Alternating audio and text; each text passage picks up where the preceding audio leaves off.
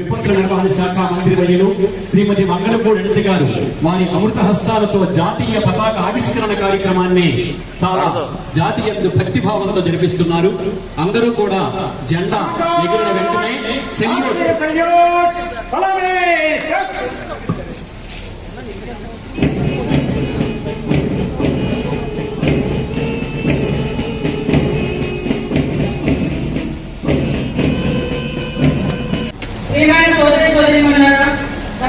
స్వతంత్ర దినోత్సవ వేడుకలకు విచ్చేసిన ప్రజాప్రతినిధులు, అధికార అనధికార ప్రముఖులు మరియు జిల్లా ప్రజలందరికీ నా హృదయపూర్వక స్వతంత్ర దినోత్సవ శుభాకాంక్షలు.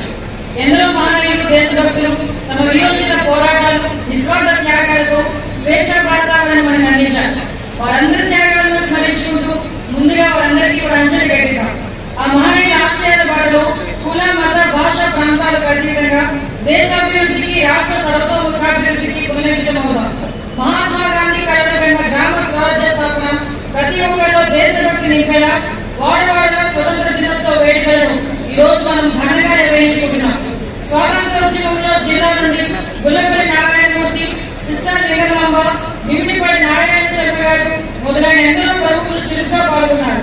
భరతమాత రాష్ట్రాలను విముక్తి చేయటకు బ్రిటిష్ వారిపై యుద్ధం చేసి అమరులై ప్రజల్లో దేశభక్తిని, స్వతంత్ర కాంక్షలు కలిగించిన అల్లూరి సీతారామరాజు నాయుడు గారి నేల ఇది. సంఘ సంస్కర్త గురజాడ అప్పారావు గారు జన్మించిన జిల్లా ఇది. బొజ్జలగూడ సాక్షిగా శాంతిని బోధించిన బౌద్ధం విరసిన ప్రాంతం ఇది.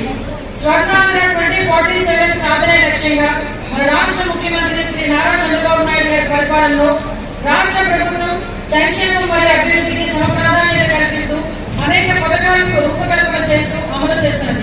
ఈ 79వ స్వతంత్ర దినోత్సవం సందర్భంగా జిల్లాలో అమలవుతున్న అభివృద్ధి సంక్షేమ కార్యక్రమాలు, వాటి నుంచి వచ్చిన సత్ఫలితాలు మేము ముందుంచుతున్నాం.